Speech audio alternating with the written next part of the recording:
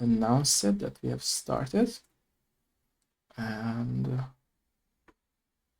okay,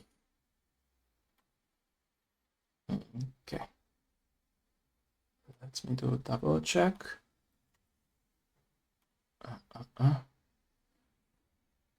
Let me do a double check. 1, 2, 3, 1, 2, 3, 1, 2, 3. Please say something.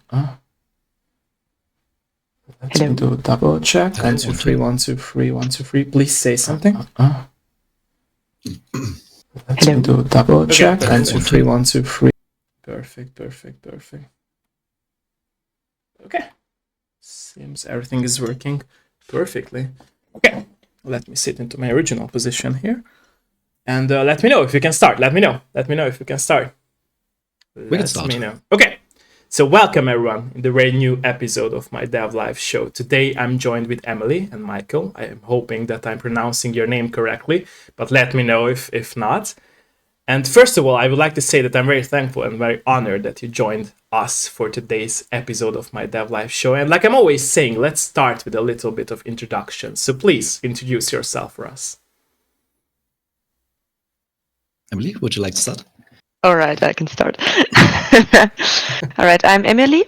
I'm a game designer and artist in our team. Okay.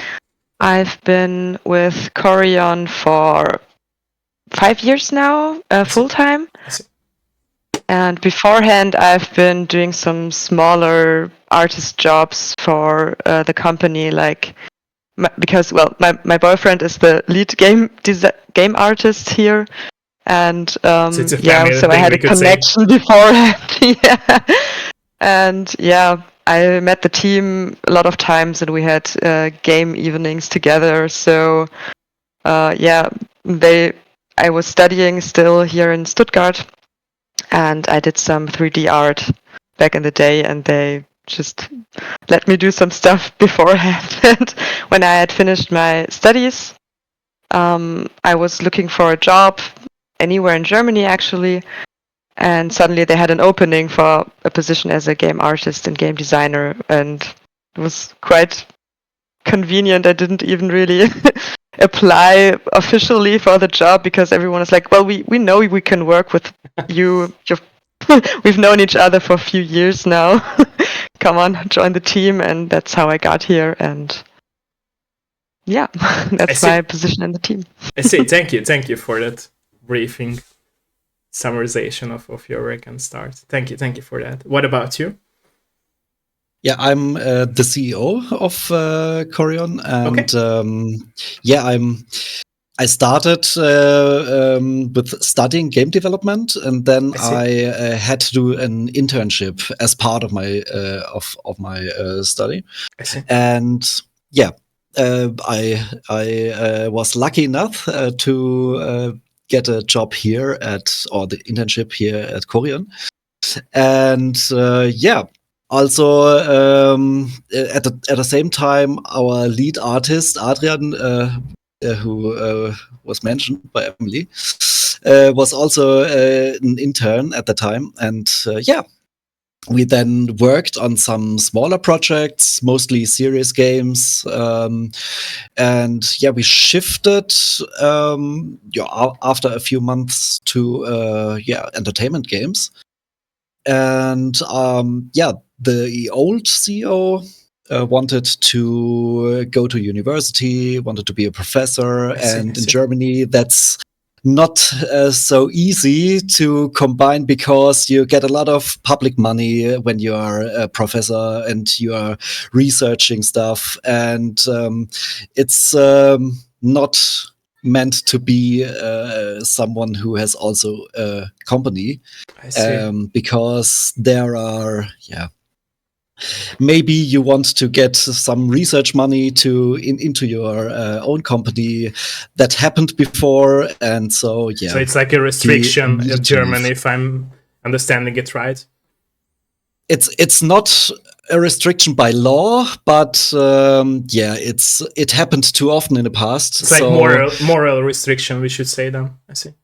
Yeah. So you won't get a job as a professor if you are having too much involvement in other companies. So I see. and that was the time where the old CEO reached out to me, and asked me if I want to become the new head of the studio. And since then, we have shifted almost completely to entertainment games, and serious games is also something we are doing, but not that often. Maybe one project a year.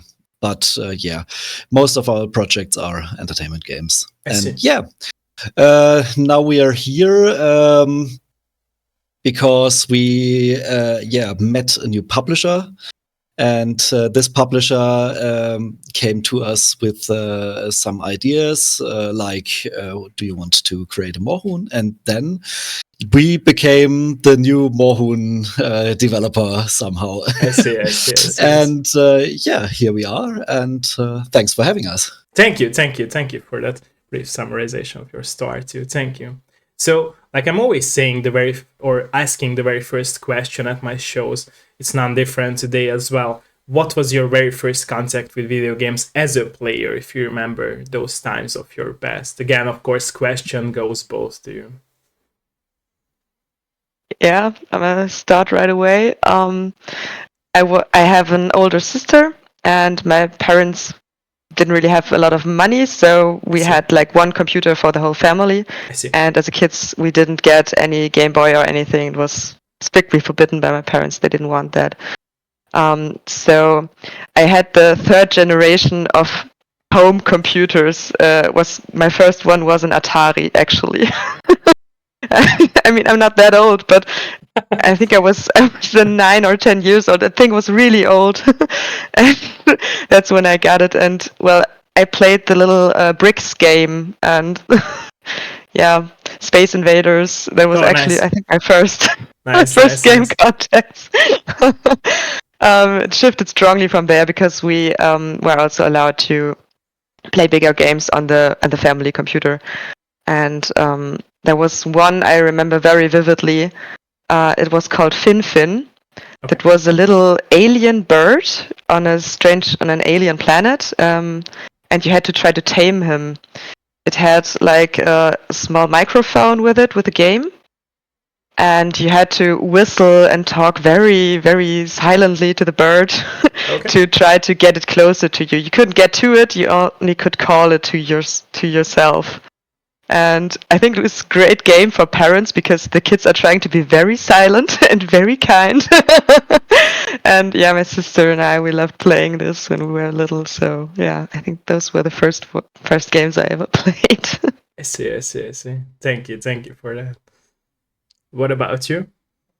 I think my first game, I don't know if it was on a computer or it was on the Game Boy, because I was born 1990, so basically one of the top years of Game Boy, and but I can't remember until I was 4 or 5 years old playing games, and if it was Game Boy, it's definitely Tetris, because that was the only game I was allowed to play on the Game Boy.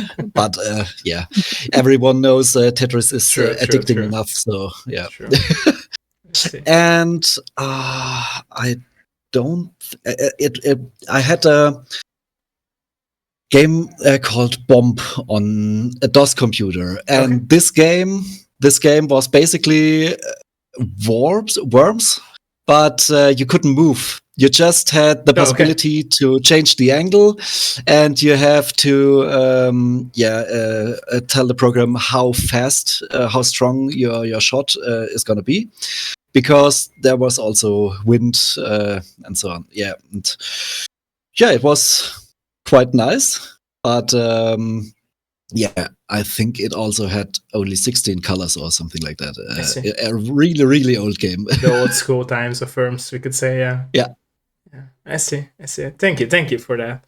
So my next question would be, what was your light bulb moment in your life in the past when you realized that, hey, I love playing video games, but I also would like to work on video games. I also would make the first step in order to get into the video game industry. So what was that light bulb moment for you, both of you, of course?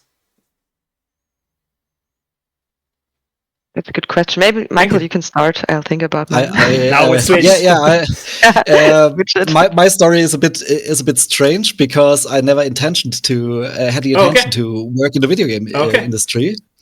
I was at the university where I studied, and there was there were some introductions to different things like informatics or public affairs and something like that. And there was a special kind of programming course, especially for economics and companies. And I wanted to inform myself about that, about that course. But it happened that the professor wasn't there, was ill at that day. But I was already at a university, so I changed my plans and went to the introduction course for the game development course. Wow. And I saw it and I loved it at the first second. So it was really like a meant to be thing in your life, you could say, right?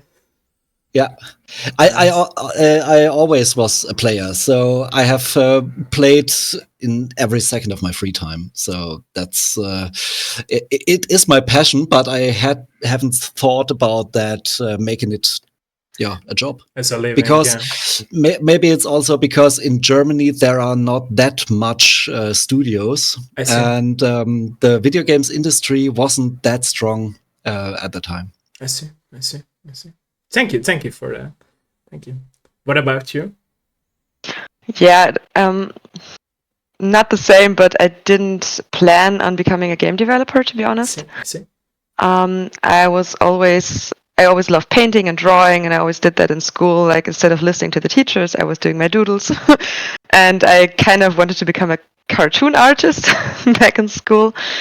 And my mother was quite supportive, but she said, you need to get faster, otherwise you won't make it in the industry. So I was she meant to encourage me, but it very greatly discouraged me. And so I thought, maybe that's not for me, because I don't want to do it like a task. I want to do it like for a job. Fun. Yeah. And so I got away from that, and after school I did something completely different. I became a stonemason and sculptor instead. For 3 years, I worked at that job. It was a lot of fun. I really liked it. I love the work. I still do it as a hobby frequently. But the companies I worked with weren't so great. I had very weird bosses. They were very unfriendly. It was a very rough tone with some of them, not all of them. But at the same time, I was mostly doing epitaphs, so like letters in a gravestone. I see. And that is strongly decreasing. So usually, you sand blow it. I don't know if that's the correct term, but you don't really craft it by hand anymore. So the profession is slowly decreasing.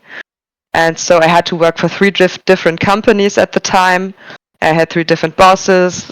During the week, it was exhausting, and one of them was awful, to be polite in that case. And that was during the time where I got together with my boyfriend, Adrian, who's our lead artist. And I got to sniff around within Corion. And I thought, why am I bothering with people that are so rude constantly while I could be doing something else? True. And then I asked him, well, what did you study? Because I really think this is fun, what you're doing. And he was like, oh yeah, I studied here in Stuttgart. And I was like, oh, that's fun, because after school I just went there with a friend of mine to actually look into the subjects they would have at the university. And I thought, oh well, I was there a few years ago. I just didn't take it because my grades weren't good enough. I just couldn't get in there back at the time. And up to that point, your grades increase over time, so you get better. If you're doing a different profession, which I did, so my grades got a lot better, and I could actually go to that what's called a Hochschule. So it's a kind of university, but private. I think I know public, but then I thought, okay, well, I haven't studied yet. I think it would be really fun to do something like that. So I started studying there, and at the very first week there, I was like, okay, I will be doing games, because you could do a lot of multimedia stuff with it. It was called audiovisuelle Medien, so audiovisual media. I see. You could do programming, audio stuff, TV, film, event management, stuff like that. So a lot of things, and I was going straight for the games. Like in my second semester, I did a small side project with a friend of mine who was she did computer engineering stuff a few semesters higher than me. So we joined together and made a small game.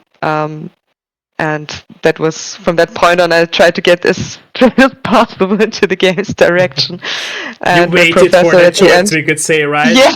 It took me a little while, but then straight towards it.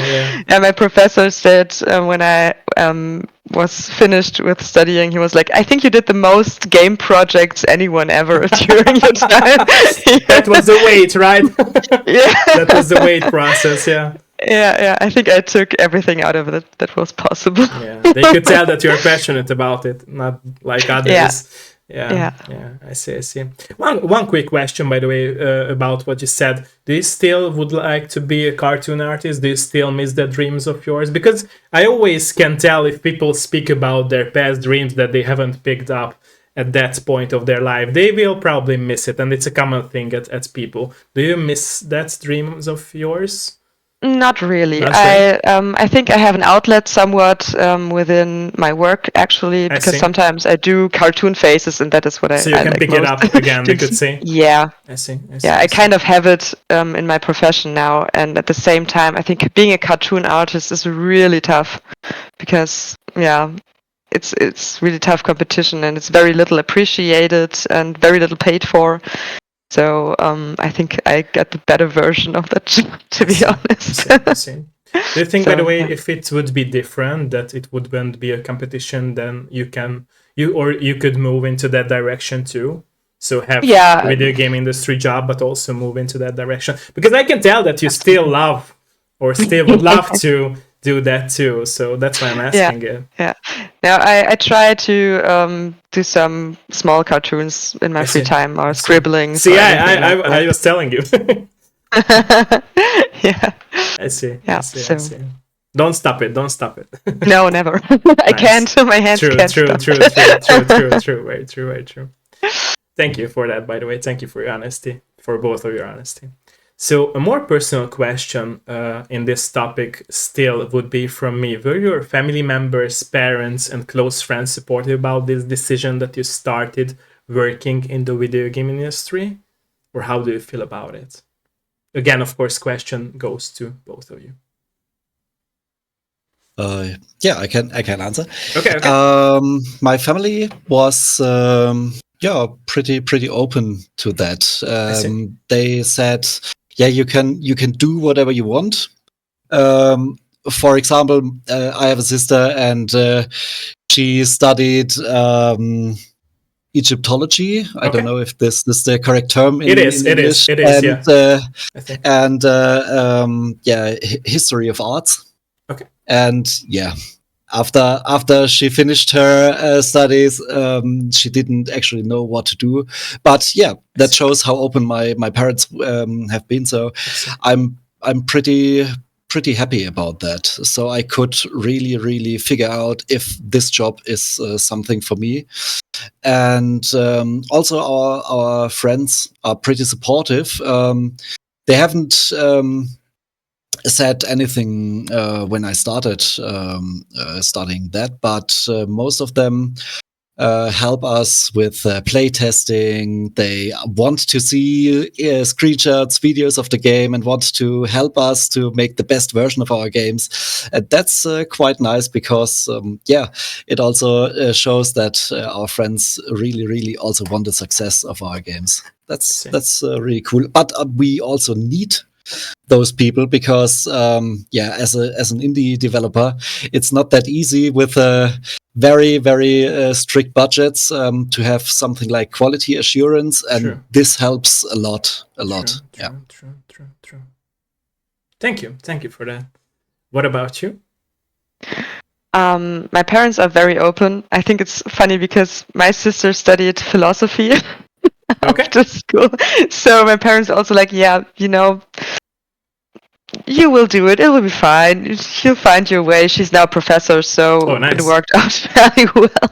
Yeah, she's shifted to informatics, so she's now an informatics professor for educational area. So worked out in the end, and I think my parents always had that kind of trust with us. So they were also like, okay, you want to be a stonemason? That's fine. Do that.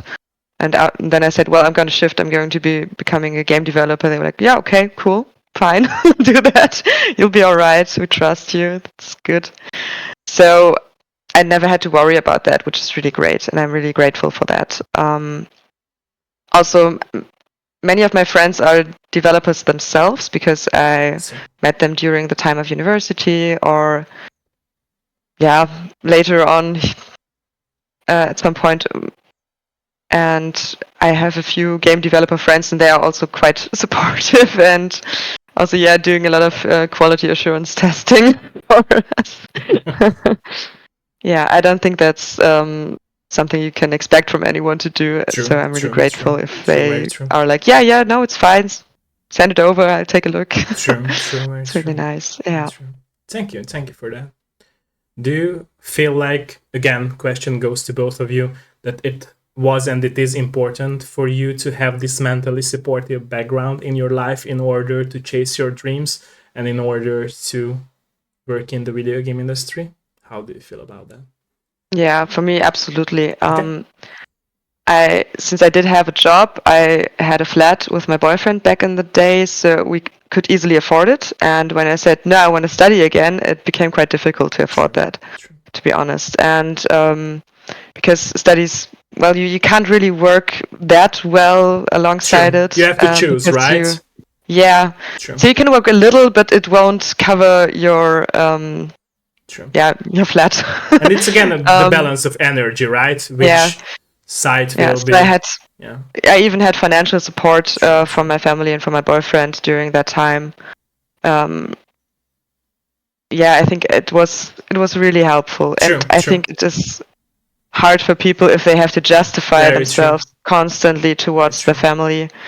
With my boyfriend, it was a little more difficult towards his father, mainly because he didn't understand what he was doing. So he was always like, oh yeah, go to the big industry, go to Porsche, go to Mercedes and anything like that. And he was like, no, I don't want that. He wouldn't really bother him with it, but he would always be asking. And I think if you always have to justify yourselves during family gatherings, I think that can be really tiring for people. True. I agree. So, yeah. Thank you for your honesty about this topic. Thank you. I appreciate that. What about you? Yeah, I also think in my case, my parents have been very wealthy, so we didn't have to worry about money. That was a pretty happy situation for us, or lucky situation for us, because it took the pressure from me. Not even just because my parents have allowed us to do anything we wanted, but also because we could fall and it wouldn't hurt so much, and I think that helped a lot in our case. I see. Thank you for your honesty too. I appreciate that. So my next question would go to the development phase of the games that you made so far and in the making. What was your favorite moments in the process of making video games so far, or favorite moments if there are more? Again, of course, question goes to both of you. There are a lot. Every phase has special. You can name special specialties. moments to games that you made so far. I think one of the best moments in game development was when I was doing a bit game design for Sven. Okay. Because we had to write funny texts about the positions that the sheet can have, and these descriptions, a lot of wordplay, a lot of funny jokes, or describing explicit stuff with things like vegetables or something like that. That was so funny. That was one of my favorite moments in game development, really. I see. Yeah. Yeah, it's hard to pin it down. I think we as a team have a lot of fun during productions generally. We make constantly stupid jokes about anything and everything. Sometimes it gets quite silly. But so I could be naming so many moments that were great. For example, when I animated the old man from Sven Bomvollen, because there's this thing you can drop a bottle of wine on the ground and he will go there and get the bottle, and when he bends down you can actually see a bit of his ass. I animated that and it was so much fun. It was so silly and I shared it with the colleagues. But I think one of the best moments also was now during production of Moorhuhn Kart. We were so we had quite a lot of pressure had during a long time. We were doing quite many hours and over hours, and we had projects we had to do which we didn't extremely enjoy, and we had just started with a delay to product Moorhuhn Kart, and everyone was doing their things. The programmers were doing the kart logics, the artists were doing the characters, so we hadn't yet come together really. And I had been doing track design and layouts, and everything on every end had just spread it apart and not yet wasn't connected yet. So then we had, I think, a week or two where we connected all the stuff so we could actually drive the tracks together in a multiplayer. And we had this play session. We had I think most of the items already, and we had I think most of the characters. And we were playing in the multiplayer together, and we had a blast. We were insulting each other like Mario Kart players. It was so much fun. Everyone was almost screaming. I mean, it had a lot of bugs. We yeeted out of the track constantly. It was pure chaos, but it was so much fun. And that was a moment where I thought, oh my god, this can actually become a really fun game. True. And it was a great relief. And we were like, okay, we have to do this frequently. Besides being tested, we have to do this for ourselves. True. And yeah, that was a really big relief, I think, for everyone in the team to see, I did this part and it works with the other things. And well, we didn't really know that up to that point, to be honest, because you never truly do unless you see it. Very true. And yeah, that was really great. Thank you for that. So both of you have spoken about the most memorable parts of the process of making games together, but what about the most challenging parts of the process of making games in the industry? Again, of course, question goes to both of you. So personally, what was the hardest part for you to work on? I think one of the hardest part is getting the timings right, because that is something that caused a lot of pressure afterwards. So of course we have deadlines, and we have to meet these deadlines because there are some things that wait for these builds we have to deliver then. For example, the cartridge production or something like that.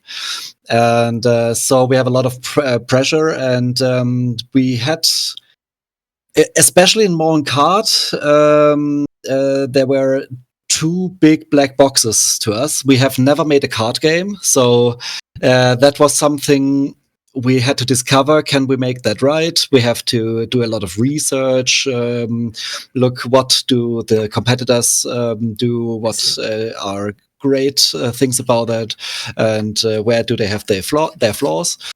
And yeah, it wasn't that easy.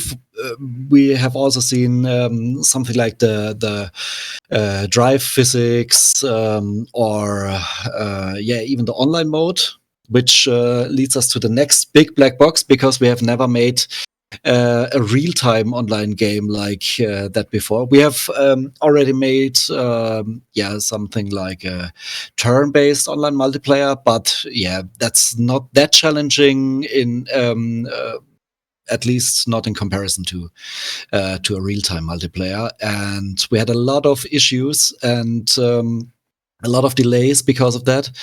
And it was missing experience, basically. And we have had that in situations like that in several projects, because we mostly have projects where at least one black box is there. So we have one or another challenge to solve, but in this case, it was too big to have a good timing then. We should have had a bit more buffer, and so there was a lot of pressure then to meet the deadlines. And this is something that happens, more or less pretty often in the game development, because you can never see which bugs will appear. For example, a game can run fine on the Switch or on PC, and you run into bugs that happen only on PlayStation, then you have to get it, find the error, and then find the solution to the error, and and this is the hardest part of game development, I think. True.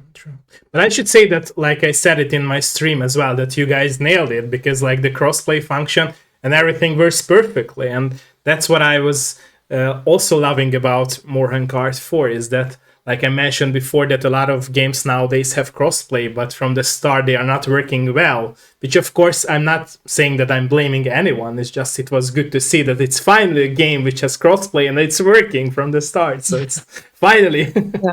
Yeah. We're also pretty happy about that. I think our program is because at the end of at the end of the day, it matters, right? Because if it's a multiplayer game and it's announced that it's a crossplay game and you would like to play with your friends, then hey, you should be able to play it with your friends without lag, without any issue. And it like I said, it was working pretty fine. We played it like for a lot of hours before the stream too, and it was like... No bugs, no online issues, no lag. So it was like, it's a miracle, finally, a game without any issues. Like, what the hell? Is it even existing in this world? Well, it wasn't like that just after release. We had some very urgent patching up to do afterwards, because we had some performance issues, I think, on PlayStation 5, I think was the problem. So we did a lot of patching up to this point. But it also is very difficult to do it on multi-platform, because you have to have it tested. So making sure everyone has the same update at the same time isn't as easy as if you only have it on PC. You can only... On Steam, you're just like, here's the update, go get it. But for the other platforms, you have to send it out to Nintendo or Sony to test it, and they will be like, okay, we finish it in a few days, and you have to wait. And they have to accept it, Nintendo is ready, Sony isn't yet, so we still have to wait. It's not that straightforward, sadly, in that part. So I think, can be quite proud how well it turned out so far.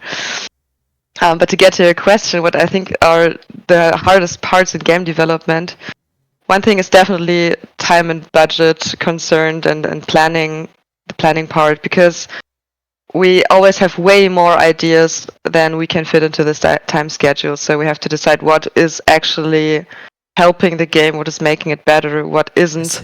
And that's hard to decide if you haven't got a prototype or anything. So oftentimes our time schedules are so short that we just have to make a guess ultimately what is going to be fun in the game, and then we pull through with it. So we hope it works out. That is something I don't greatly enjoy, because it would be better if you could actually test things out and then be like, oh no, this wasn't good, let's try something else. And that we don't always get to do that, or rather rarely, actually, to be honest. And the other thing is seeing people actually play the game when you know it has issues. And to see them playing it for the first time, and they are like, oh, I'm gonna skip the tutorial, I'm gonna jump right into it. And then they criticize a lot of things, and you're like, God, no, that really hurts me. It's really painful to watch people play your game wrong if they have knowingly skipped the tutorial and then blame everything on how bad the game is. That is really... Yeah. But I have to watch it, because we need to know what is not intuitive to people. So... That's not easy, really. That's why I always say maybe sometimes they actually do the tutorial and they still don't get it, or they find it too hard, or and then they criticize it, or they criticize stuff that is valid. Like, oh, this has quite a little content, it's missing content or something like that. It's like, yeah, you might be right.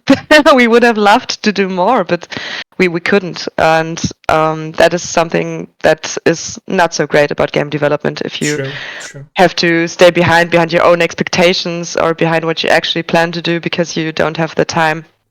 And then people call you out for it, rightfully, and you're like, yeah, well, we can't do much about it. So yeah, I think that's something I don't really enjoy about it.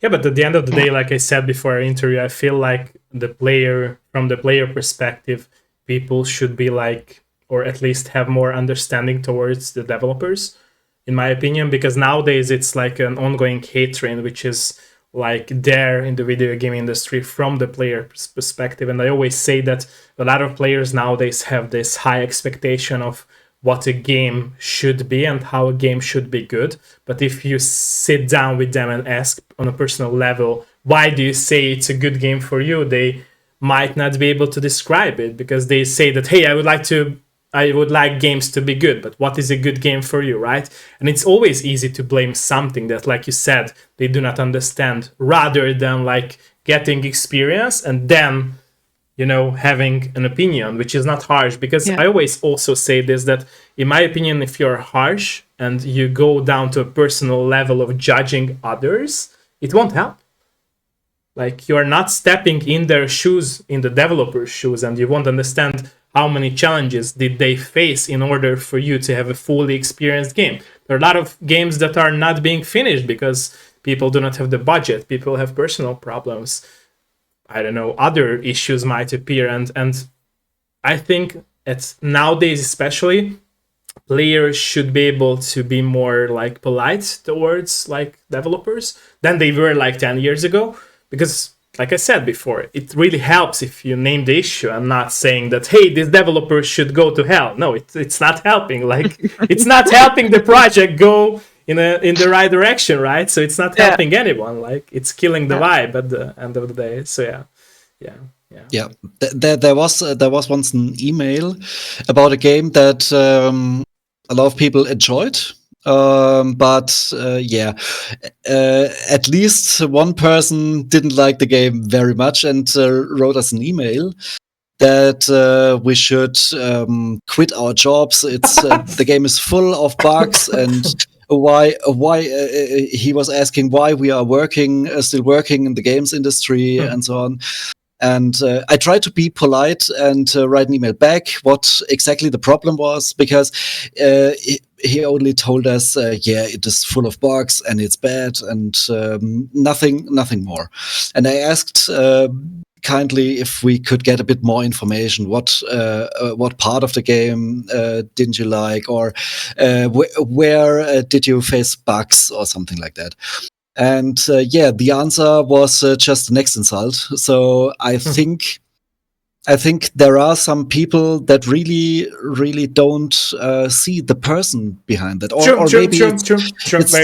It's not just a few. I should say that it's not just a few. From my experience, at least, I see that nowadays it's more and more hate, which is generated by these people. And the problem is that, like, I always also name this, that video game journalists, streamers, YouTubers also generate this hate. And if a YouTuber or streamer have like a very big community, half of the community will listen to that person. And if the person says, hey, developers, go fuck yourself, the community, half of the community will say the same, because they are sheep-minded people.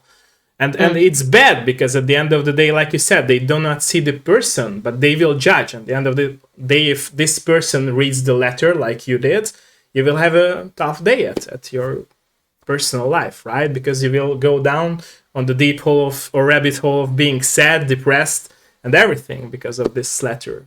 Because it matters to you. It's your baby, it's your kids, at the end of the day, your project. So that's why I always say that people should like be educated to that level of like, okay, form an opinion, but like don't be harsh, don't be a dickhead. At the end of the day, it doesn't help. It does not help. Yeah, we had a streamer playing Sven Bomboln, and we contacted him beforehand, and we're like, hey, you made a video about the former Sven Bomboln games, the older games. We'll be releasing one this year. You want to check it out? Would be great. But never answered. And then after a short time, when the game was released, he released this video saying it has too little content, it's bad, and he didn't like it. And the developers did not really a bad job. I think he said it was kind of funny, but it was too easy and too short. And then I thought, yeah, okay, that's fine. It was kind of a dick move to, never answer us because we contacted you beforehand, so we were not pleased with that. And what I really thought was stupid about it was that he had so many commentaries under the video where people agreed with him who have never played the game or not even looked into it. They just simply were like, oh yeah, you're right. I've never seen this game, but you always speak the truth, and that was the end of that. I think it was ultimately still a little helpful to us because more people would see it, because he had quite a it's like a negative promotion, we could say. Yeah, we were like, okay, fine, this is negative promotion, it's better than nothing. We take anything at this point, so yeah. But it was a bit sad because we already prepared some things he criticized in patches, for example, additional content, bug fixes, usability improvements. And it would have been so much easier if we could have talked to him and told him, yeah, we already have all these things. Just wait for a bit, right? Yeah, of course. Yeah. And so it's a very early state of the game, and it's outdated information. But this outdated information is negative, and that's a bit sad. Yeah. True. Very true. That's how I remember that the Gollum game also ended be like almost the worst game of all time. Although it's not. Like, I played it through, and I enjoyed it because of the story, and it was cohesive with the Lord of the Ring universe. And I even defended. It was basically one of my last video game journalist work that I had to write a review about that game, and that's why I quit that last video game journalist job of mine, because they tuned down my score from 7 out of 10 to 2 out of 10. It's crazy, right? My bosses tuned down my scores because they wanted it be to same as the Metacritic scores, which was 2 or 3 out of 10. And it's crazy because, like you said, and I agree with that people generate it and other people will listen to it, not even playing and consuming those forms of art. And it's bad because on the one side, it's negative promotion. It helps getting you to more people, but also it's not helping you, that they should try it out. And it's crazy. It's crazy. So yeah. It's kind of, I think it's something like kind of a road rage. True. So it's over the internet. You have you're anonymous, and that's great. So you can just insult people and be super rude and everything. Yeah, but and I think it's also super entertaining for people if they are raging. The hype. Yeah. Yeah, it's fun. You kind of watch it and you're like, ha ha ha, he's raging. That's so funny. True. And you don't really care what's behind it, what he's raging about or anything. So True. I think it's just modern. I don't know. True. Yeah. But I think speaking of Gollum, I think this studio had a much bigger challenge because it is beloved IP from all over the world. Beloved. Again, And expectations, what I mentioned before, right? The very high expectations from the player's perspective, because they wanted it to be to a good game. But that's the thing, right? Because like, if you judge a game, you should understand what a game is about. It was like a 30+ hour story game, which nowadays it's getting more rare that developers do long games, right? And it was a cohesive game with the story itself being set in the Lord of the Rings universe, so it was perfectly fit. There was no mistakes in the story, which should be also respected. But almost nobody mentioned it throughout all those video games journalists or reviewers or streamers. I read a lot of like reviews about that game because I was curious who was like at least saying something of the story, but everyone was like, hey, it's a floppy game, the game is buggy, the gameplay mechanics sucks. Like, what the hell? You haven't even been talking about the story, about the setting, about how cool the characters are, about how cool like the choice system is in the game, because there is actually a choice system which also effective the story. Like, why? Like, if and that's the thing, right? That we as human beings now consider video games as a forms of art. Although we go to these portals, these internet portals, and say this game sucks, that game sucks. And I always joke with this, that when I was a kid in school, we had to like review poems, but we never said that, hey, this poem sucks, that author of the poem sucks, that book sucks, right? Like, we never did that. If we consider books forms of art and video games as well, we should like be able to like form opinions at the same educational level, right? Like, it's that simple. It's nothing else. Like, nobody would like to be at the end of the day that person who is judged by others saying that, hey, you're a dickhead, you shouldn't write book, or you shouldn't, I don't know, make a game, or I don't know, draw a painting. So it's for me, it's still like so weird to see all these hateful like comments and speeches from people. But yeah, it is what it is, I guess. Hopefully, by these examples that you guys also showed and talked about, people will change, and I really hope. Like I said, I'm really thankful for your honest examples from your life as a game developer. Thank you for that. So, but I would also like to say that there are some people who insult and who are just being negative. But I think, especially when developing Moorhuhn Kart 4, we've met a lot more people that were so happy and so grateful that we're making that game, and they just showed love and made artworks with our new characters, and really played with us sessions. There were some really dedicated Italian guys who really freaked out about the game and so on. And that's just happy to see. And I think we have to a bit overlook these negative comments and also appreciate these positivity from the community. Very true. Again, switching back to a more personal question, I believe that all of us creators who create our own craft, we tend to put our inner self into the craft we make, even if it's about love or loss, experiencing something in the past. Is this statement of mine true for your personal work in the video game industry? And if your answer is yes, what examples could you bring to the table? What examples could you name us from your personal work when you work on video games? Again, of course, question goes both to you. As I'm a character designer and I also sometimes help out animating stuff, I think I can. I have the possibility to put personal stuff into the games. So for me, I did for Sven Bomboln, I did the old guy and the dog, and I have a dog myself. And it was important to me that the dog looked very cute, even though it's your enemy. It was like, no, he has to make the little bow, because he also did that in the old games. And I like to add silly stuff, so whenever I can, I try to get more detail into silly animations. For example, also the characters in Moorhuhn Kart. Well,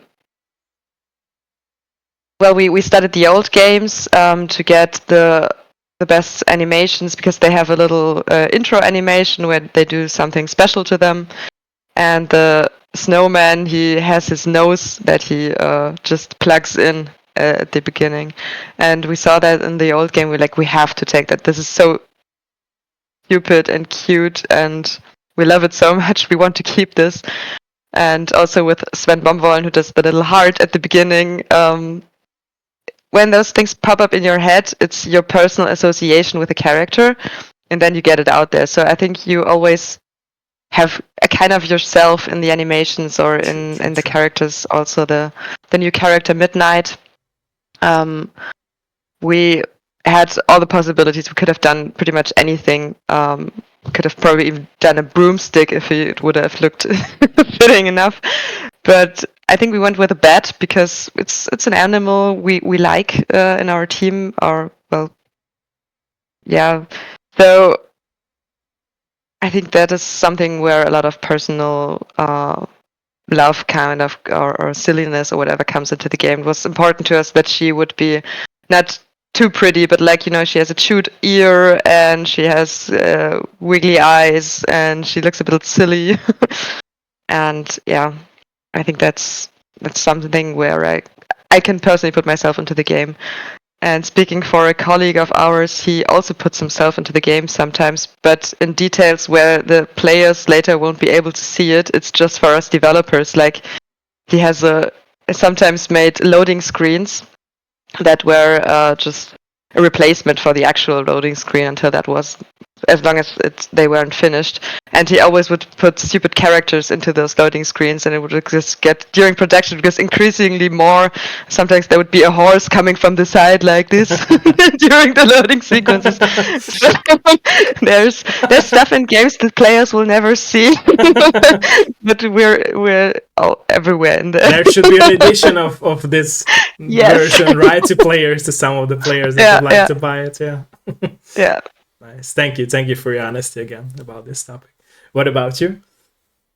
Yeah, I haven't much possibility to get things from myself into the game, because I slipped a bit more into game porting in our company, and there's not much you can bring into the game then. I see. But I try to put myself in other ways in the game. For example, with I'm doing also sound stuff. For our projects, and sometimes we are doing own voice acting. Emily also made voice acting. And I at the most games we are doing, I'm recording stuff from my own table here, and I try to do it a bit more custom. So that's how I can bring myself to the game and my creativity, but mostly I'm at ports, so I see. That much freedom here. Yeah. Thank you for your honesty as well. Thank you for that.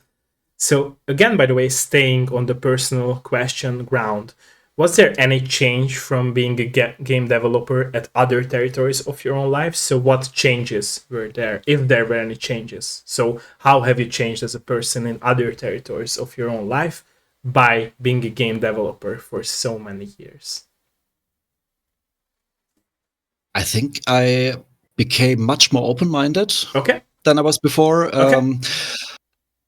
I came from a very conservative household with my parents, and being in the game developer community. The game developer community is worldwide and diverse as it can be. And that's quite cool, because they are so open-minded, and it's like an inspiration for everyone else in this community to be also that open-minded. And it's also great because it doesn't matter where you meet other developers, and if you have met them before, it's just like you're in a friendship since a few years. True, very true. You're so welcome everywhere you go in this developer community, and I think that's quite unique. I agree on that. Yeah. I couldn't really name other workplaces where you can like be so open-minded with others, right? At least from my experience, like where they welcome you. It's a friendship for years long, right, in the past, but it's still just you have met the other person like just for 10 or less days.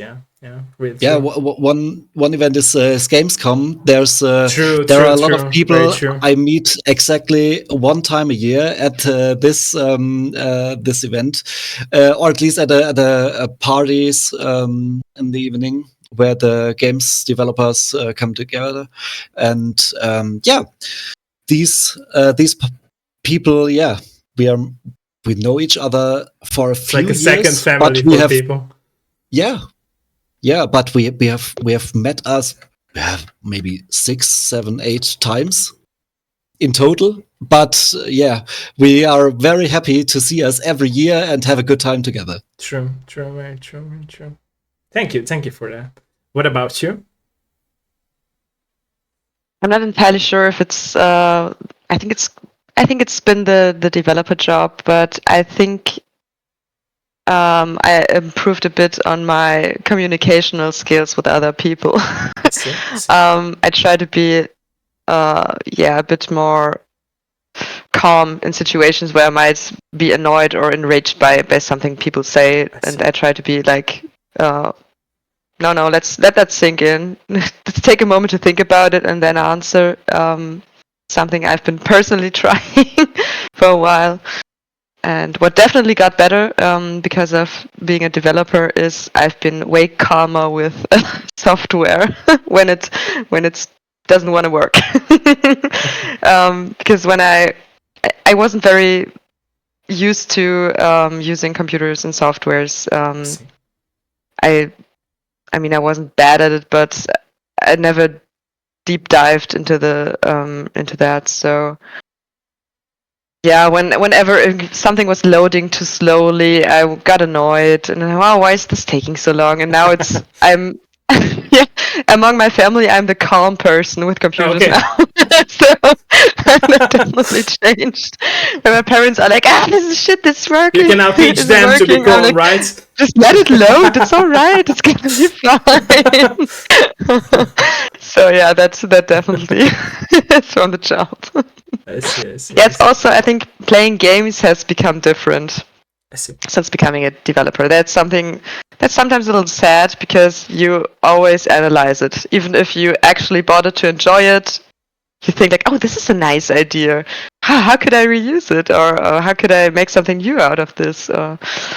Yeah, that's sometimes a little silly, I think. Or you, as an artist, you're looking into objects. You're like going very closely. Oh, where's the seam and the cut and the texture and everything like that? And you're searching for this kind of stuff. And I was once also watching my boyfriend play The Witcher 3, and he just stood in a room and watched the room, and I was like, what are you doing? And he was like, look, there's this theme and the guard. Are you even playing this game, or are you just analyzing the graphics? So yeah, I think that gets you. We can for sure say that it takes more time for game developers to complete a game, right? Because they are analyzing it. Yeah, probably. I see. Thank you for your honesty about that topic too. Thank you. Yeah. So since both of you are working in a team, my question will be about this topic of working in a team now. Do you believe in perfect synergy between team members, or is it something that develops out throughout the process of working together for so many years? Or is it both? The combination of both? I'm pretty sure it's a bit a combination of both, Okay. But it's not something that is there or develops in this direction. I see. It all has to do with the planning that goes beforehand. If you can make such synergies, I think you cannot look at these things independently. I see. Okay. No. Thank you. How do you feel about this topic? Yeah, no, the same pretty much. Okay. Yeah. Okay. So, what can players expect from your team in the future? Are there any new games in the development? Is there anything that you could share, or it's spoiler time and you cannot talk about anything right now? Most of the things we cannot talk about. Okay. One thing is something we actually do not know because it has to do with the German games funding, I see. and we have made one wanted to get it, but it's a very very strict because in Germany, there was I don't know if you if you have seen it in the news or something like that, but in Germany we had some pause of our household money. Oh. So we could not get any additional funding, which should have been decided. Was it like last year? These days or this year or something? It was the end of last year, and then we had new elections because of that. Because the old government. That's crazy to hear. Yeah. That's but there were some fundings left that were needed in the past. So we have. I hope we have luck to get some of this funding, and then we can share something new about our next bigger project. I see. But what I can also tell is that we are making some ports with the Moorhuhn IP. So there are some projects that are coming in the future, but these are mostly remasters of the older games. Nice. But not new games. I see. I think it's a matter of time if we are able to have the next title in the Moorhuhn IP. But a completely new original title won't happen this year. I see. So I see. that's thank you for those informations, by the way. Thank you for that. So my next question would go about the topic of physical editions, since I saw there are some physical editions of almost every game of yours. Like, what was the choice behind like limiting it to like only to the German market? Because to my best knowledge, it's like limited to German marketplaces, right? What was the choice behind this decision? That's actually something I cannot answer completely because I see. that's a decision of our publisher. Oh, I see. And I know our publisher and the license holder is mostly in the German market. I see. So that's so they have publishing partners all over the world, so we can distribute it anywhere else, and there are physical editions, for example, in the USA, but only for bigger titles, not for every title we are doing. But that's mostly a decision of our publisher, and I cannot completely answer why there are no other countries than supported here. Yeah. I see. Thank you. Both of you mentioned that you also would love to like work on personal projects. What would be a personal dream game that you would like to work on if you would have the possibility for that? Going back to the topic that we discussed at the beginning of our interview. Again, of course, question goes to both of you. Michael, maybe you can start. I can start. I have an answer directly because there are a lot of projects or genres right? I want to. Yeah. As a game developer, you have your inspirations, and true.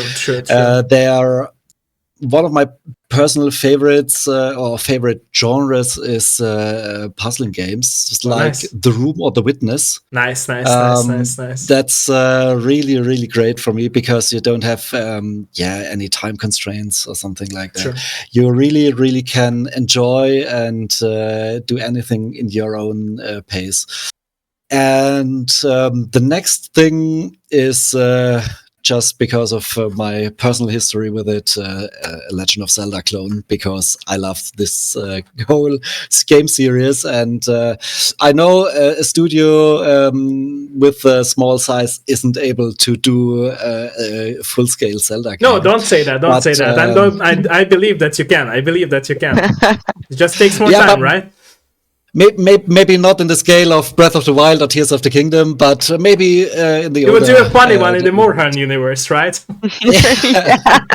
Yeah, that would be awesome. But I don't know if. True.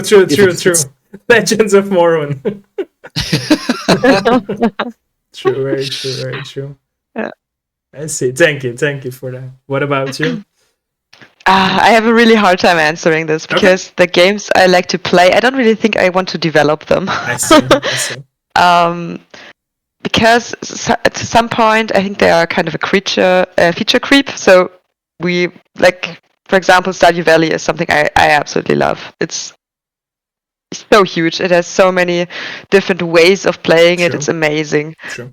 But actually, producing this in that scope, because it grew over such a long time, I think that's really, really hard to pull off and to have it well balanced and to have the depth of storytelling that is very subliminal. And so I don't think I would want to develop that.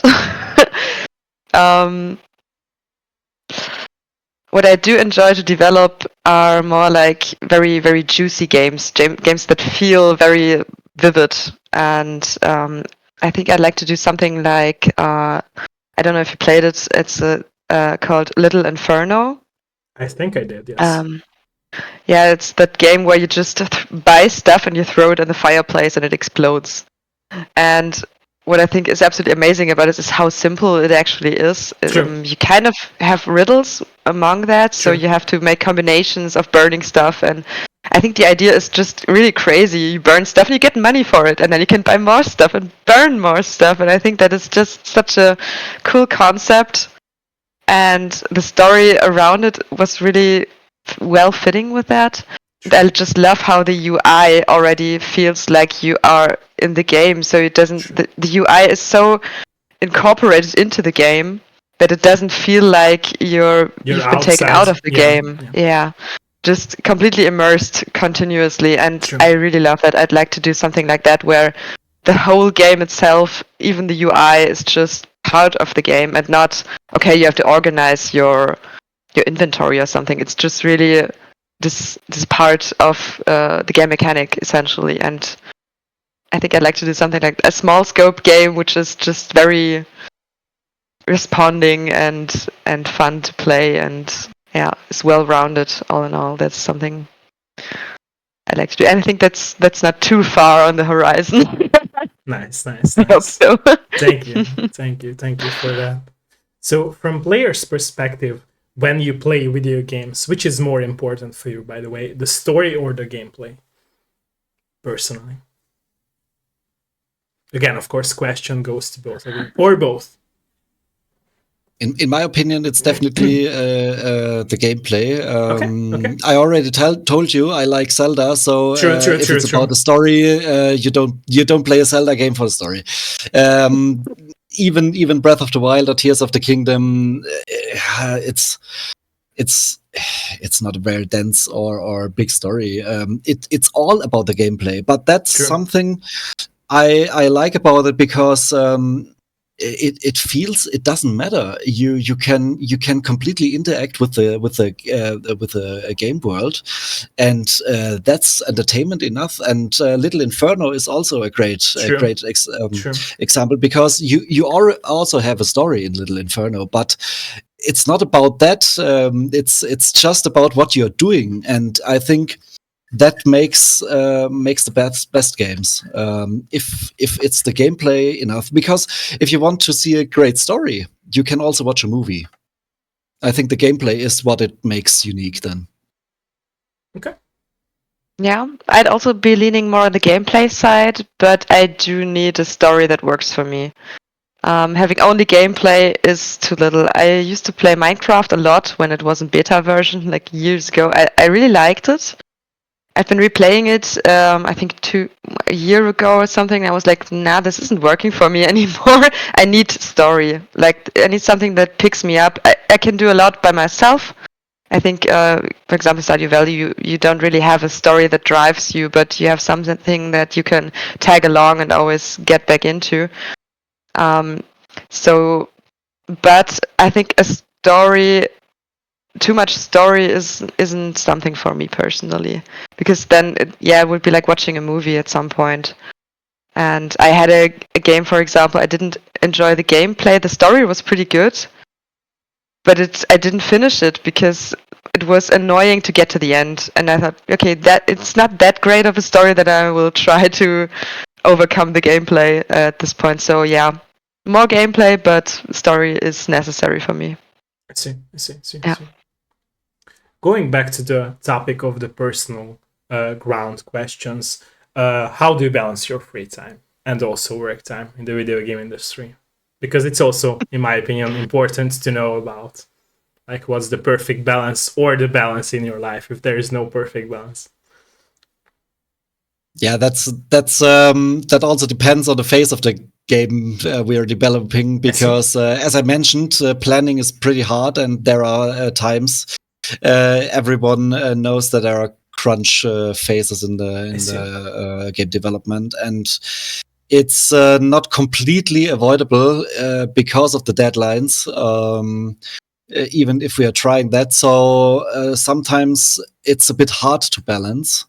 But what I can say from my perspective, I have the luck that I have a separate room to work in when I'm in home office, and I really, really like that I can just close the door when I'm finished and just don't have anything to do here with my job, because sometimes there are hard times, and I even do not play any games then after these days when I have finished working. So it needs a bit more of motivation to get into the game. So that's why maybe I lean towards more towards gameplay because I shifted a bit more towards playing games like Rocket League or Crab Champions since a few weeks, because I can play with my friends together and have time with them. And when I'm playing a single player game, it's not that appealing to me because I don't have too much time with my friends anymore when working, and so I can have the best of both worlds. Nice. Thank you for that. What about you? I think I'm in a better position than our CEO here. He's definitely the one that has to work the most in our company, I think. I think I'm doing fairly well with my work and private life balance. One thing that really helps me a lot is I have a dog for 4 years now. And if the dog needs to go out, he needs to go out, and he doesn't care if you're in a call or anything, or if he barfs on the floor. It's like, no, this is happening now. I got to take care of it. Sorry. And it's very grounding. And in my free time, I now have a garden for over a year, and it's just really great relief from work. I mean, it's both bad for the back, either sitting on the chair, bending down in the gardens, but there are definitely times where we have to crunch. Like for me, it's mostly in the middle of development. I do a lot of game design in the beginning, but I can't really do more than the work time, because whenever the brain is just dead at some point and it won't work. If I just continue working, it will be trash and I have to redo it the next day. So I have a very strict, no, this is over now. My brain is finished for today. I'll look at it again tomorrow, and this works way better for me to be on time with my deliveries in that case. So and also for animations and for graphic stuff in general. If you look at something for too long, like a trailer or environment, you just don't see it anymore at some point. So you have to take breaks because you can't just keep on working. It will not get better, and so you shift between stuff. And it's also, since we're a small team and most people do more than one thing, so we usually can shift between tasks, like, okay, I can't do this anymore, I will do now something else, something entirely different, answer emails in other parts, right? Yeah. So I think this also helps a lot to be a bit more balanced.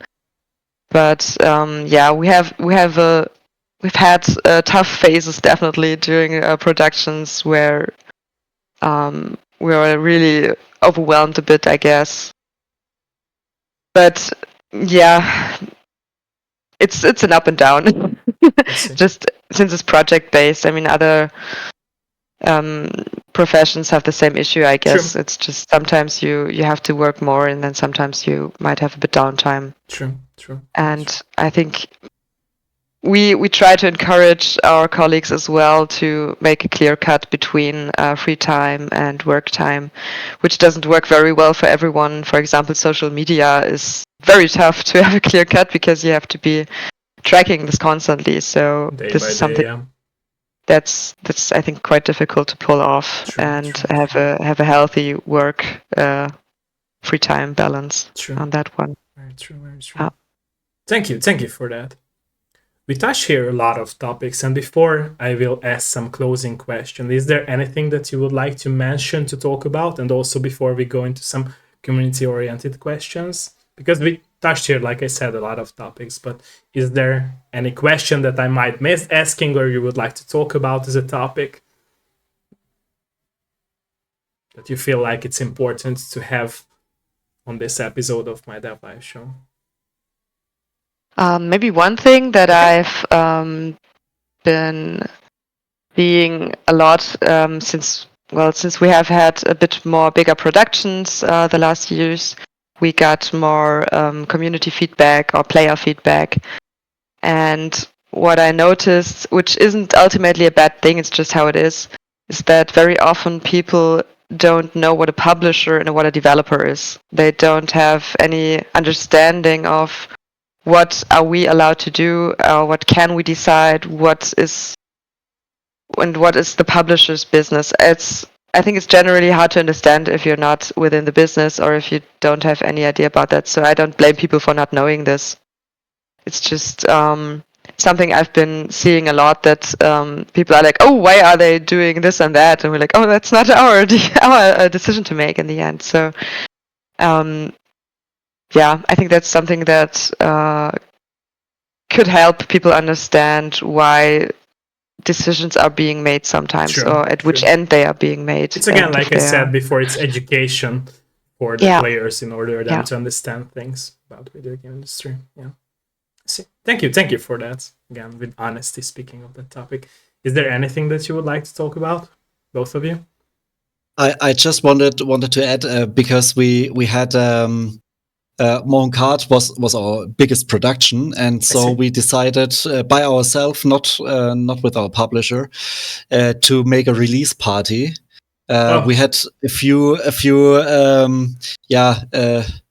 lucky circumstances, I would say, that we could have this party at that specific location, and it was just great because.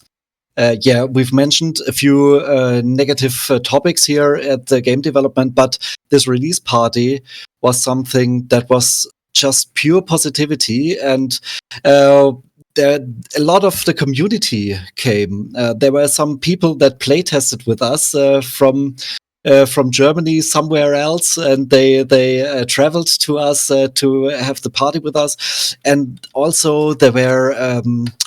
We've invited some developer friends, but we didn't actually thought that a lot of the developer friends in Ludwigsburg, where we are located at, that a lot of people from there come to that location because, it's around 100 2 kilometers. hours.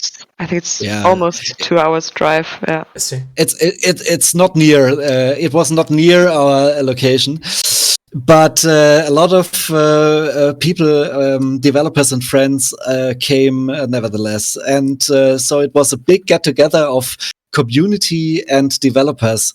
And that has rewarded us so much. I think it was really, really rewarding, and it made me really happy to see that.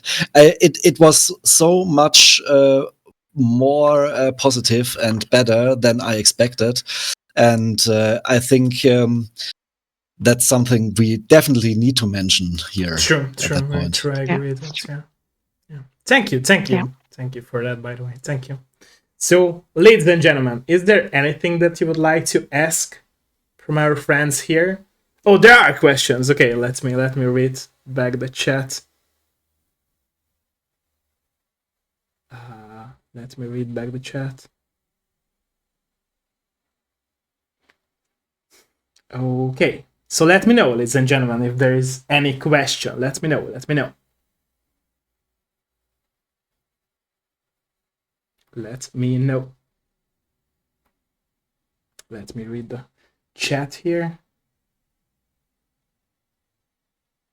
Oh, Minnie is saying that we playtested the game on stream with Minnie as well, and she's saying that it's a very lovely game. It was a very nice time to play together finally. And the question goes when we can play some more rounds with the developers themselves.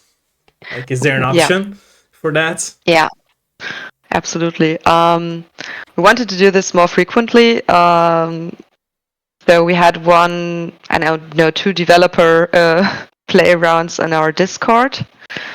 I think the Discord link is right in the game in the main menu. I think you can find us there, and it will be within the next weeks, definitely.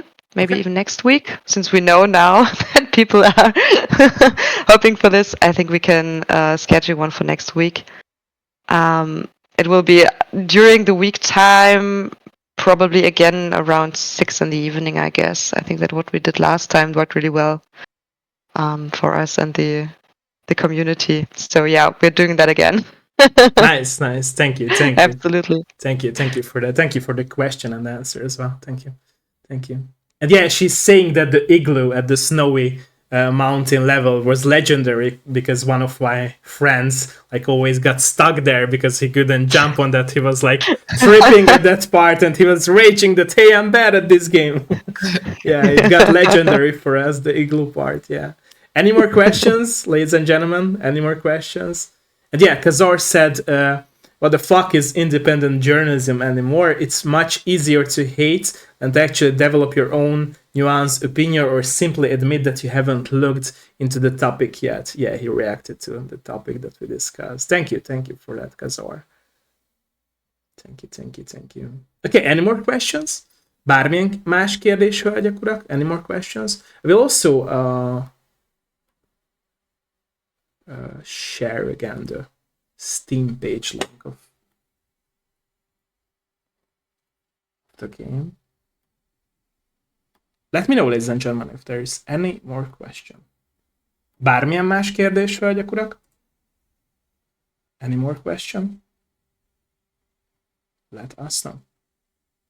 While you are waiting for questions, my next question would be, what would be your advice from all those experiences that you have with so many years of being a game developer in your bag for other developers, even if they are now starting out their journey as a developer, or even if they are down on the road for so many years and they still need some advices in their life? What would be your personal advice from your personal experience? I think networking is key. Okay. So try to connect with a lot of people in the scene, because even if it's not a project you're working together with, but they have a lot of tips and tricks what you can do. For example, console development can be a pretty hard start if you do it the first time. And just consulting a few friends, developer friends, and just ask, can you just help me or just look over that? Do I fulfill the guidelines or something like that? This is really a big thing, and these networks help also to get more projects, because we are in talks with befriended publishers. For example, they ask us to do some assets or maybe some porting stuff for them. Even if it's not a big project, it's just, I know someone who knows someone. And so the whole game industry connects, and you can only be a part of it if you connect yourself to that. So, try to be a best friend with everyone. Sure. That's a best case, but I don't think that's really hard, because as we said before, the game developer community is pretty open-minded. Sure. And so networking is not just something that's necessary, it's something that's pretty fun, because you can just talk with these guys about normal stuff, which isn't related to anything with work. But it's just a good time with these people, and it helps you to get where you want to be, because you cannot. It's unlikely to develop your dream game with your first game. So that will probably not be the case. I know people where this was the case, but it's rare. But that's a pretty lucky and rare situation. True, very true. What about you? Yeah, I think networking is really, truly very important. It's also helpful, if possible, if you can move somewhere where there are other developers, because there will be a local event at some point, probably. For example, we have a quite well-organized community here in our part of Germany, where you can meet other people, can ask questions of most kinds, I guess. And what I think is, for many beginners, often a problem is that they set their game goals a little high, or make or plan a too big scope generally. So it's often harder to restrict yourself stronger and to make a more compact and consistent game than to try to get everything into your game.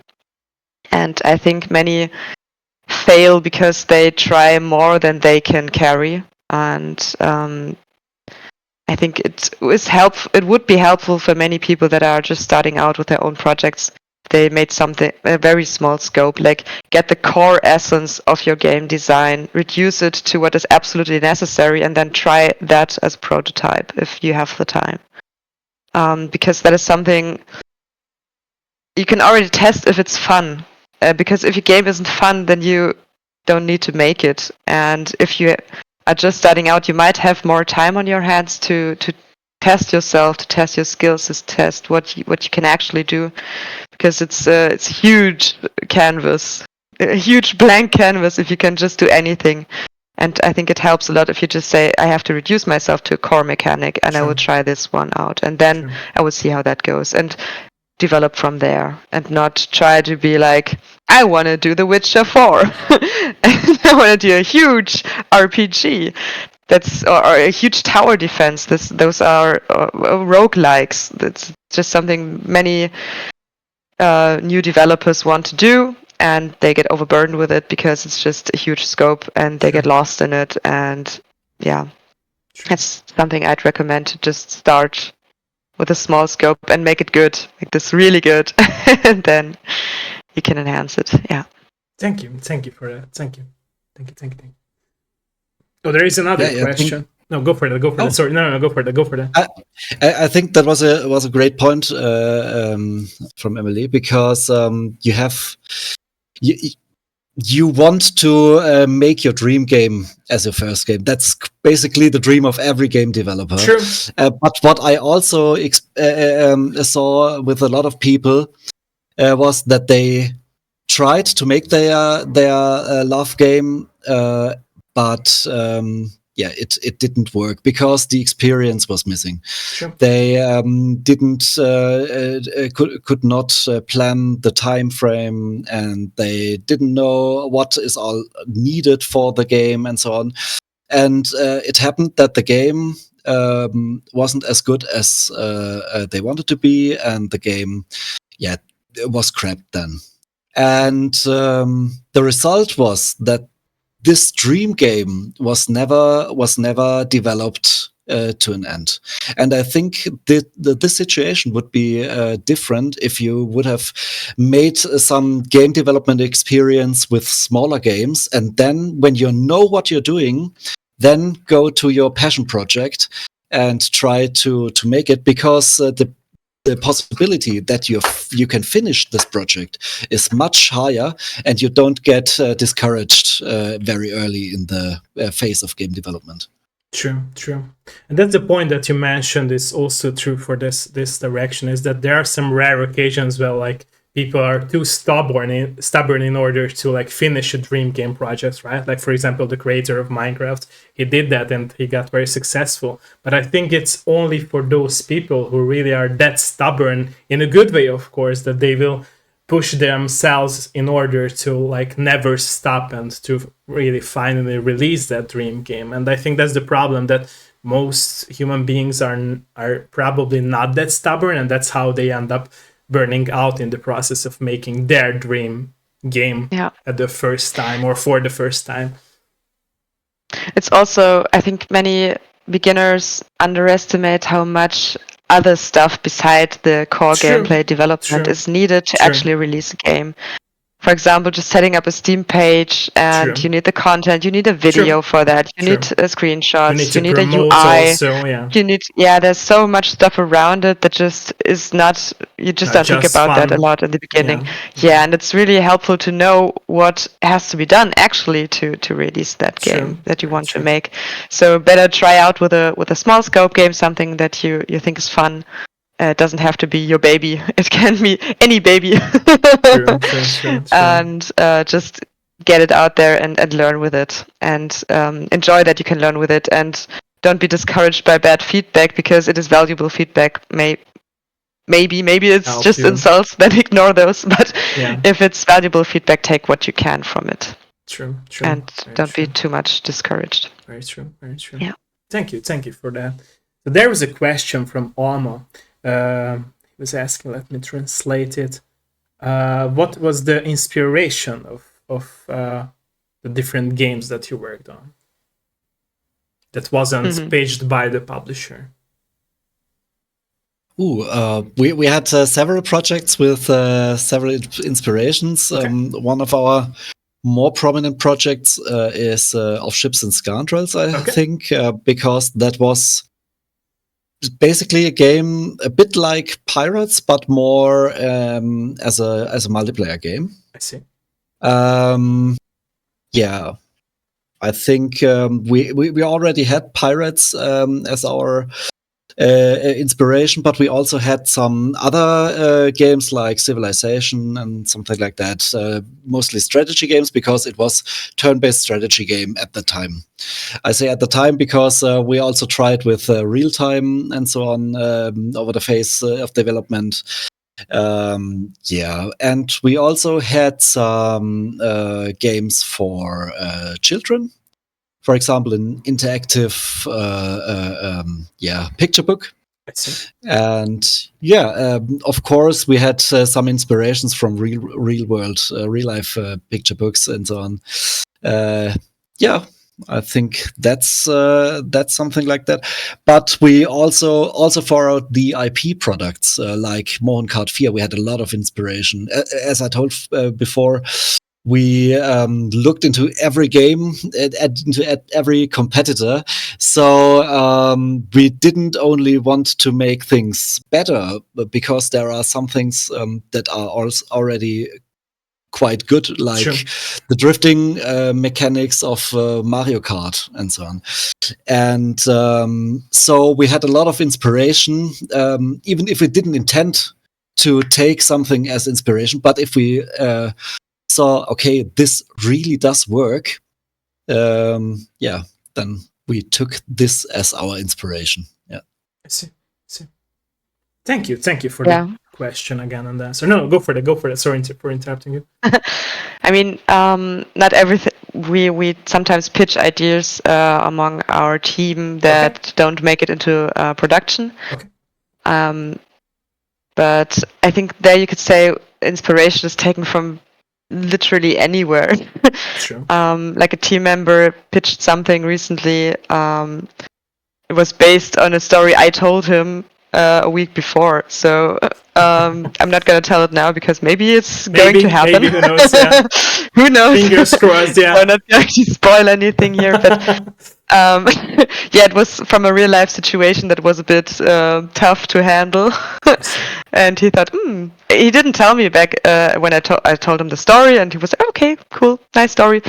But later he was like, yeah, what you said, I thought maybe I could make a game out of this. And I was like, okay, how? Then he told me, I was like, yeah, okay, this could actually work. So, I mean, if you look at games, I don't know if you've ever played Ottó. I did. It is so amazing and it's so ridiculous. And I mean, you play an octopus that is trying to, to be a human and not be discovered as an actual octopus. That is so ridiculous, and sometimes you just have to mash up whatever is in your life currently. Very true. Yeah. So, yeah. Also, during my studying times, I made a festival simulator as a small project with friends. And well, the inspiration, I guess, is obvious. The thing was, you shouldn't get too clean during your festival time. You shouldn't shower too much because then you'd have to leave the festival. You were thrown out. And you had a sweet spot of being drunk. You couldn't be too drunk. You couldn't be too sober. It was, yeah. I see.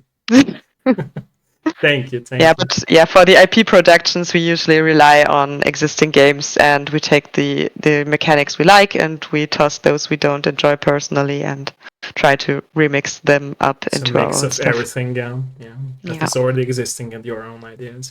Yeah. I see. Thank you for your honesty, both of your honesty again. Thank you so much. Thank you so much, and thank you for the question as well. And that's right. Thank you. Is there any more question, ladies and gentlemen? Any more question? Bármilyen más kérdés, hölgyek, urak? Any more question regarding to any topic that we discussed here, or we might not have touched? Any question? Bármilyen más kérdés, hölgyek, urak?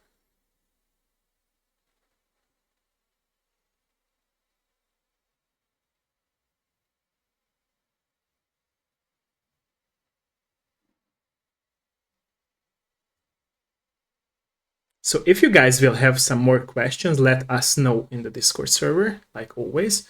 But now I will go to my closing question. So I believe that all creators, when they put their craft to the crafting table and they do that craft, work on that craft, they always have a message that they would like to give to the consumers of that craft. In this case, of course, the consumers are the players. What would be that message personal that you always wanted or want to give to the players with your personal work and the game that you are working on?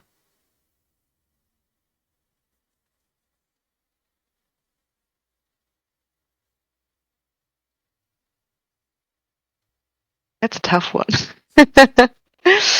Yeah, I think for us, for me, which is a bit difficult, is to get a personal message, which I would like to spread, is because we work a lot of IP projects. So we are within the limits of that.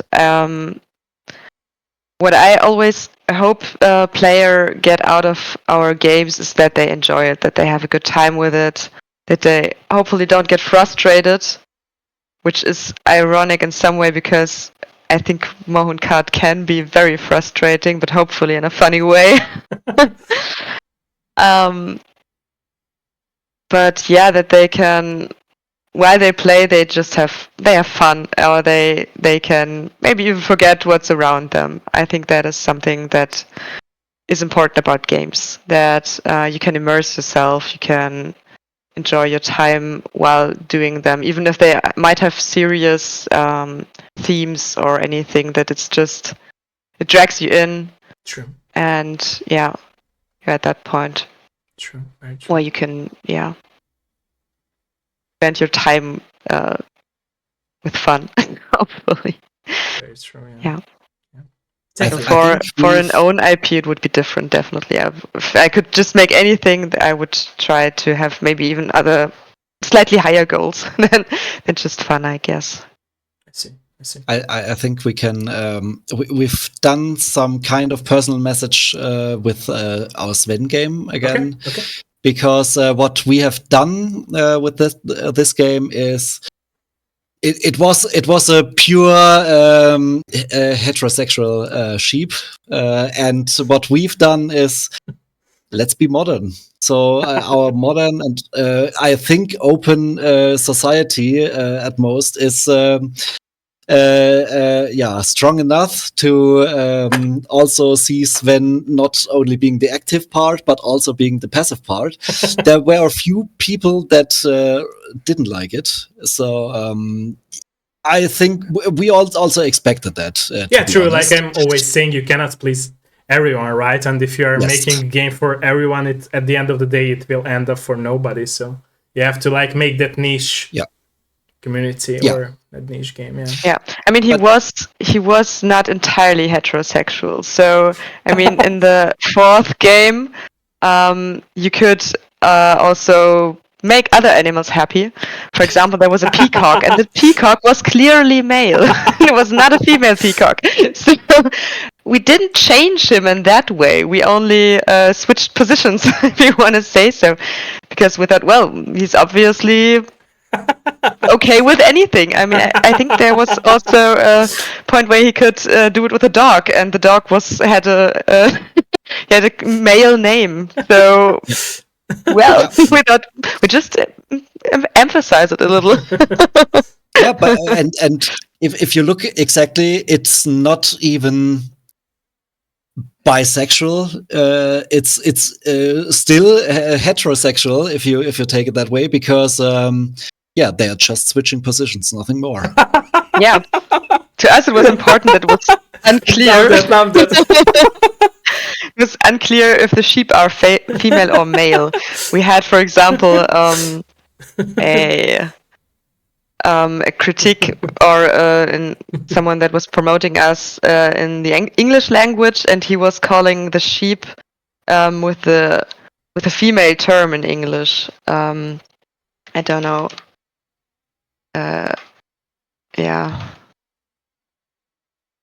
Well, he was using the female term for the sheep, and we were like, no, they aren't. Their gender is just they are. They could be male, they could be female. Nobody knows. You can't see it. It's a sheep. True. So that was important to us that this is clear. And also, what was important to us is that it was consensual, that they were having fun. Because in the past games, you could, even if they didn't want to, you could still jump them.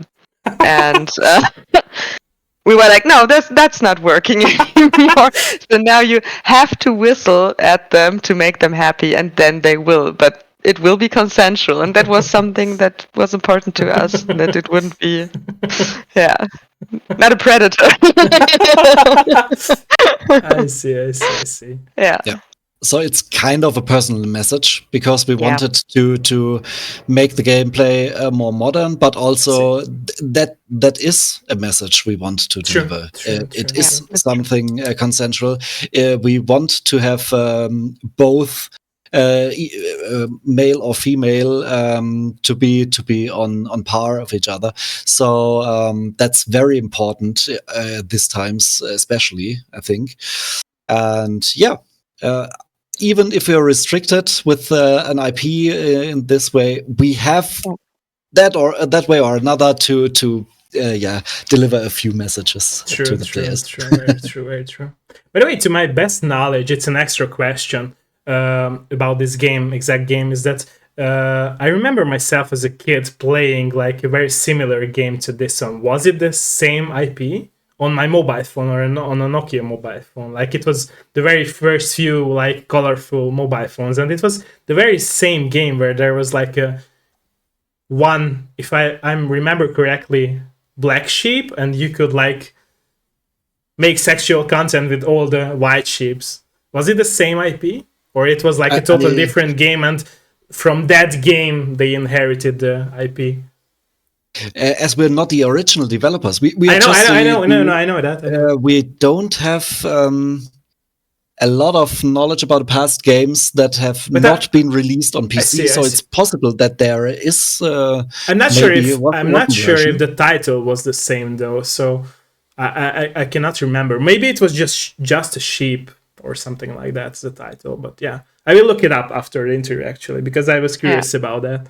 Yeah. I mean, we did the 8th game of it, so it was Sven Bomboll 8.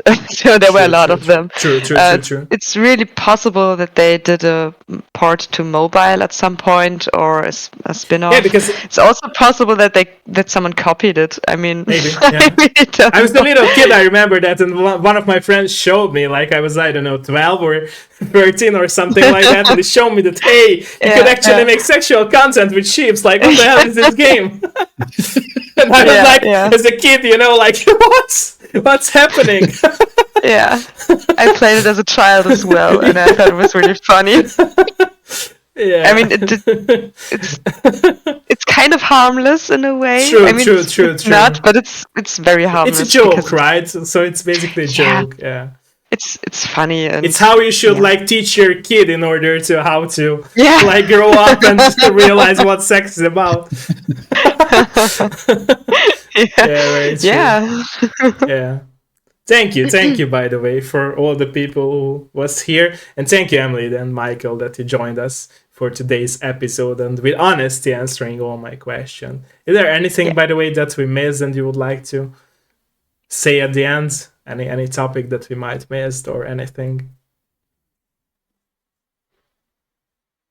I don't have any topic to speak, but I really want to say thank you for having us, because as a small indie developer with really low budgets, we do not have a lot of possibilities to make advertisements or get our game to the world, and so these opportunities are really great for us, and I'm really grateful that we had the possibility to speak here and talk with you about these great topics. Thank you so much. And I really liked that. There were some private questions, not only pure business stuff, and I really enjoyed the time. Thank you so much. Me too. Thank you so much. Thank you.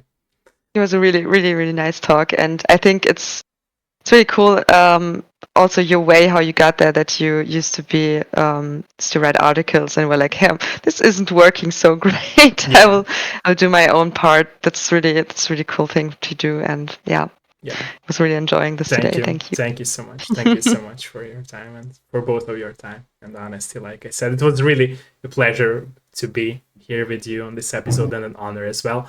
Like I said before, I will need some more of your minutes of stream, but for those who are watching us live or will be watching back the VOD now on YouTube, because like I mentioned before, Twitch will limit the hours of VODs that can be saved on Twitch. So now we will move to YouTube. Thank you for watching us, and thank you for being here with us. And don't forget to try out all the games that Korean Interactive made, and also be on the lookout for the next future titles. I'm sure that they are going to be awesome. Be on the lookout for that. And thank you, everyone, who joined us for today's episode. Have a great day or night or evening, depending where you live. Bye-bye, everyone. Bye-bye. Thank you. Bye-bye.